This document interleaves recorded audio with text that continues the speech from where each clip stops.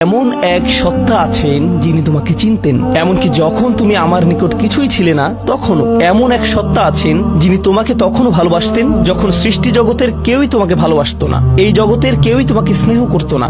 এমন এক সত্তা আছেন যার সাথে তোমার সম্পর্কটা আগামীতেও থাকবে, যদিও তোমার আমার সম্পর্ক আগামীতে পরিবর্তিত হতে যাচ্ছে। কিন্তু একজন এমন আছেন যিনি সর্বদা তোমাকে ভালোবেসে গেছেন, তোমাকে নিরাপত্তা দিয়ে গেছেন, তোমার ভালোর জন্য পরিকল্পনা করে গেছেন, তোমার যত্ন নিয়েছেন একেবারে শুরু থেকেই, আর তিনি সব সময় তা করে যাবেন। তোমাদের যাদের নামাজ পড়তে কষ্ট হয়, পড়তে ইচ্ছা করে না, আর তোমাদের আম্মুরা বকাঝকা করে এবং বলে ওঠো নামাজ পড়ো নামাজ পড়ো, তোমরা এখন ছুটিতে আছো, এখন তো কোনো অজুহাত নেই, যাও মসজিদে যাও, তোমরা তখন অনিচ্ছা সত্ত্বেও উঠো আর মনে মনে বলো আম্মা আপনি একটু থামতে পারবেন, খুবই বিরক্তিকর। এমনকি যখন নামাজে দাঁড়াও আল্লাহু আকবার বলে চোখ এদিক ওদিক ঘোরাতে থাকো, তোমরা এটাই করো। এখন পিতামাতাদের উদ্দেশ্যে কিছু কথা বলছি। যদি আপনার বাচ্চাদের জোর করে নামাজ পড়ান, চাপ প্রয়োগ করে নামাজ পড়ান, বকাঝকা করে নামাজ পড়ান, তখন তারা হয়তো কোনো মতে নামাজ পড়ে, আর তাদের বয়স 13, 14, 15, তাদের নামাজ পড়া দেখে আপনার হয়তো ভালো লাগে, কিন্তু তারা তো নামাজ উপভোগ করে না। আর এই ধর্ম আসলে বাহ্যিক ধার্মিকতা নিয়ে নয়, এই ধর্মের মূল নির্যাস হলো অন্তরের ধার্মিকতা। তাই দৃষ্টিনন্দন কোন একটি কাজ আমার চোখের সামনে হচ্ছে বলেই যে আমরা আমাদের বাচ্চাদেরকে দিয়ে ভালো কিছু অর্জন করে ফেলেছি তা কিন্তু নয়। এক দৃষ্টিতে এটা ভালো, কিন্তু এটা তো কৃত্রিম, এটা বাহ্যিক, যেন সুন্দর একটা গাছ কিন্তু ভিতরটা ফাঁকা। আর আল্লাহ এই ধর্মের মূলকে এভাবে বর্ণনা করেছেন, আসলুহা সাবিত ওয়া ফারউহা ফিস সামা, যার মূল সুদৃঢ়ভাবে স্থাপিত আর শাখা প্রশাখা আকাশ পানে বিস্তৃত। যখন কোনো মানুষ নামাজ নিয়ে অলসতা করে, আমি 3-4 বছরের বাচ্চা সম্পর্কে কথা বলছি না, এবং আমি 6 বছরের কাউকে নিয়েও কথা বলছি না, আমি এমন বাচ্চাদের নিয়ে কথা বলছি যারা এখন বুদ্ধি সম্পন্ন, বাবা পুত্র বা কন্যা মিলে একই লেভেলের ভিডিও গেম খেলতে পারে, তারা একই ধরনের টিভি শো দেখতে পারে, তারা এমন একটি লেভেলে পৌঁছে গেছে যে তারা এখন উচ্চ স্তরের বিষয়গুলো হৃদয়ঙ্গম করতে পারে। আপনার যেসব বিষয়ে আগ্রহ আছে তার কিছু কিছুতে তাদেরও আগ্রহ আছে। টিভিতে আপনি যদি কোনো খেলা দেখেন তারাও আপনার সাথে দেখে। কিছু কিছু বিষয়ে তারা বুদ্ধিগত দিক থেকে আপনার সমপর্যায়ের। অবশ্যই তারা শিশু, তাদের ব্রেইন এখনো পুরোপুরি পূর্ণতা পায়নি, এখনো কম ক্ষমতা সম্পন্ন, কিন্তু কিছু পর্যায়ে তারা ইতিমধ্যে বুদ্ধিমান সত্তা হয়ে গেছে এবং এখন তারা নিজস্ব সিদ্ধান্ত নেওয়ার ক্ষমতা প্রদর্শন করছে। তারা নিজের জন্য চিন্তা করতে পারে এবং বুদ্ধিমান প্রশ্ন করতে পারে। অতএব নবীন কিশোর কিশোরীরা, তোমরা যারা শ্রোতাদের মধ্যে বসে আছো, তোমাদের শিশু হিসেবে সম্বোধন করছি না, আমি তোমাদের কিশোর কিশোরী হিসেবে সম্বোধন করছি। মনে করো তোমাদের বাবা তোমাদের সাথে কথা বলছে, বা তোমাদের মা তোমাদের সাথে এই খুতবায় কথা বলছে। আমি ধরে নিচ্ছি যে আমি আমার নিজের সন্তানদের সাথে কথা বলছি এই খুতবায়, আমি মিম্বারে না, আমি বাসায় বসে আমার বাচ্চার সাথে কথা বলছি। তখন আমি কিভাবে তাদেরকে নামাজ পড়তে বলবো? প্রথম যে বিষয়টা বলে আমি কথা শুরু করতে যাচ্ছি তা হলো, প্রিয় সন্তান, এমন একটি সময় ছিল যখন আমি তোমার কথা জানতাম না, তোমার সাথে আমার কোনো সম্পর্ক ছিল না, তোমার কোনো অস্তিত্ব ছিল না, আমি তোমার ব্যাপারে কোনো পরোয়া করতাম না, তোমার কথা কখনো চিন্তা করতাম না, তুমি আমার নিকট কিছুই ছিলে না।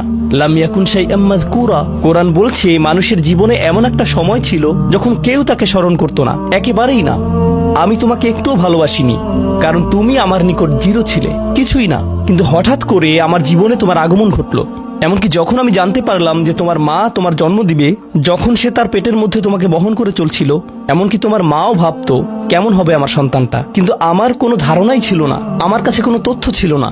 আমার একটা অংশ এই ভয়ে থাকতো যে তুমি হয়তো আমার মতো হবে, কিন্তু আমার কোনো ধারণাই ছিল না কেমন মানুষ হবে তুমি। এমনকি তুমি যখন একটু একটু করে বড় হচ্ছিলে, তুমি যখন একদম ছোট বাচ্চা ছিলে, আমি আসলে জানতাম না তুমি কে। আমি শুধু জানতাম তোমাকে খাওয়াতে হবে, আর মাঝে মাঝে তোমার থেকে দুর্গন্ধ আসতো। এছাড়া তোমার সম্পর্কে আমি তেমন কিছুই জানতাম না। এখন তুমি যেহেতু বড় হয়ে উঠছো, এখন আমরা পরস্পর কথা বলতে পারি এবং যোগাযোগ করতে পারি। তুমি স্কুলে যাচ্ছ, আমরা একই বাড়িতে বাস করি।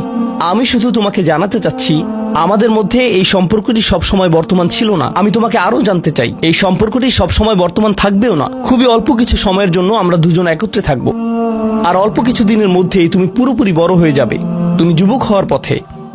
এটা খুব দূরের জিনিস না। বস্তুত তোমার বাচ্চাকাল থেকে এখন পর্যন্ত সময়টাকে আমার কাছে 1 মাসের মতো মনে হয়। চোখের পলকে তুমি এখনকার তুমি হয়ে গেছো। কিছু বুঝে উঠতে উঠতেই তুমি বড় হয়ে যাবে।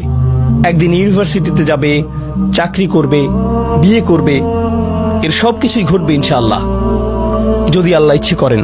যখন ওই ব্যাপারগুলো ঘটবে, তখন আমাদের সম্পর্কটা আর আজকের মতো থাকবে না। বাড়িতে এসে তুমি আমার কাছে ছুটে আসবে না, তুমি আমার সাথে সময় কাটাবে না। তোমার নিজের চাকরি থাকবে, পরিবার থাকবে, স্ত্রী থাকবে বা স্বামী থাকবে, তোমার তখন নিজের জীবন থাকবে। সুতরাং আমাদের হাতে একত্রে যে সময়টুকু আছে তা খুবই সীমিত। এমনকি এই সময়টুকুতেও তোমার স্কুল আছে, আমার চাকরি আছে, আমাকে বাজার করতে হয়। আমাদের হাতে হয়তো দৈনিক 20 মিনিট সময় থাকে সত্যিকারের কথা বলার। আমাদের একসাথে অতিশয় সংক্ষিপ্ত কিছু সময় থাকে। তুমি যখন বড় হয়ে যাবে তখন আমার সম্পর্কে তুমি শুধু আমাদের একত্রে কাটানো ওই গুটিকত মুহূর্তগুলোর কথাই স্মরণ রাখবে, কারণ আমাদের কাছে একত্রে কাটানোর মতো 24 ঘন্টা নেই, আমাদের নেই। তো মোট কথা, প্রথম যে জিনিসটি আমি তোমাকে জানাতে চাই তা হলো, আমি তোমাকে কোনো মতে চিনি। আমি জানি আমরা একত্রে বাস করি, কিন্তু আমি সত্যিই তোমার সম্পর্কে খুবই অল্প জানি। কেন জানো? কারণ কোনো মানুষ অন্য কোনো মানুষকে সত্যিকার অর্থে চিনে না। তুমি যা যা চিন্তা করো তার সবটা তো আমাকে বলো না, আর আমিও নিজের চিন্তার সবকিছু তোমাকে জানাই না। কিন্তু এমন এক সত্তা আছেন যিনি তোমাকে চিনতেন, এমনকি যখন তুমি আমার নিকট কিছুই ছিলে না তখনও। এমন এক সত্তা আছেন যিনি তোমাকে তখনও ভালোবাসতেন যখন সৃষ্টি জগতের কেউই তোমাকে ভালোবাসতো না, এই জগতের কেউই তোমাকে স্নেহ করতো না।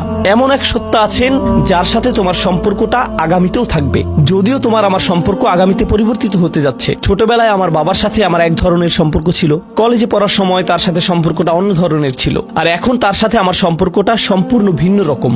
যদিও আমরা একই মানুষ আছি, কিন্তু আমাদের সম্পর্কে আমূল পরিবর্তন এসে গেছে। কিন্তু একজন এমন আছেন যিনি সর্বদা তোমাকে ভালোবেসে গেছেন, তোমাকে নিরাপত্তা দিয়ে গেছেন, তোমার ভালোর জন্য পরিকল্পনা করে গেছেন, তোমার যত্ন নিয়েছেন একেবারে শুরু থেকেই, আর তিনি সব সময় তা করে যাবেন।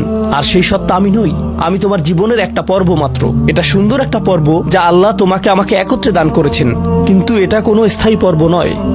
এটা ছিল প্রথম ব্যাপার যা আমি তোমাকে জানাতে চেয়েছি।